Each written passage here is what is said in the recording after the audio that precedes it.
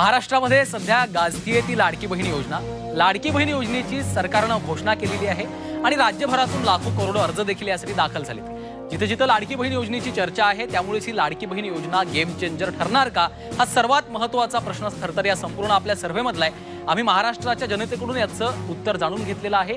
लाडकी बहीण योजना game changer ठरणार का या प्रश्नावर 55% लोकांनी जे आहे ते हो असं मत नोंदवलेलं आहे। आणि या संपूर्ण प्रश्ना संदर्भातली जी चर्चा आहे किंवा या संदर्भातलं लोकांचं काय मत आहे हे स्वतः झिनिया आपल्याला सांगणार आहे। झिनियाचा नेमका या संपूर्ण सर्वेतला काय अनुभव राहिलेला आहे आणि लाडकी बहीण योजनेसंदर्भातलं संपूर्ण जे आकलन आहे ते कशा पद्धतीचं राहिलंय, झिनिया।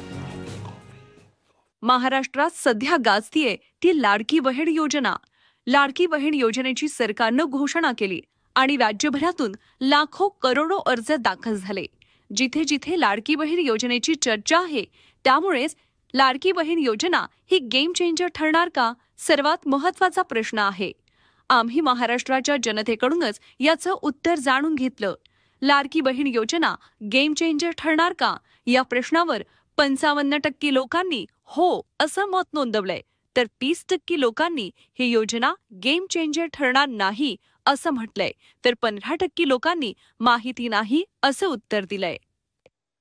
आपण बघितलं आपली एआय अँकर झिनिया आपल्या सोबत होते। झिनियानं हा सगळा सर्वे केलेला आहे आणि राज्यातली महत्त्वाची जी योजना ही महायुती सरकारची आहे, मुख्यमंत्री माझी लाडकी बहीण योजना गेम चेंजर ठरेल का, हो असं म्हणतायत 55%, नाही असं 30% म्हणतायत, सांगता येत नाही असं 15% लोकांचं मत आहे। या सगळ्यावर आपण आपल्यासोबत राजकीय विश्लेषक आहेत आणि राजकीय नेते सुद्धा त्यांच्याकडे बोलणार आहोत। मात्र पहिल्यांदा जाऊयात डॉक्टर राजू वाघमारे यांच्याकडे। थोडक्यात डॉक्टर राजू वाघमारे जी सांगा, तुम्ही आता मगाशी पेढे वाटायची तयारी केली होती, पण महायुतीनं जी ही महत्वाकांक्षी योजना सुरू केलेली आहे, महायुतीतल्या तिन्ही पक्षांना सुद्धा वाटतंय की ही योजना गेम चेंजर ठरणार आहे, जनतेला सुद्धा वाटतंय आणि आता 55% लोक म्हणतायत की ही योजना गेम चेंजर वाटते। तुमचं काय म्हणणं आहे सत्ताधारी प्रवक्ते म्हणून?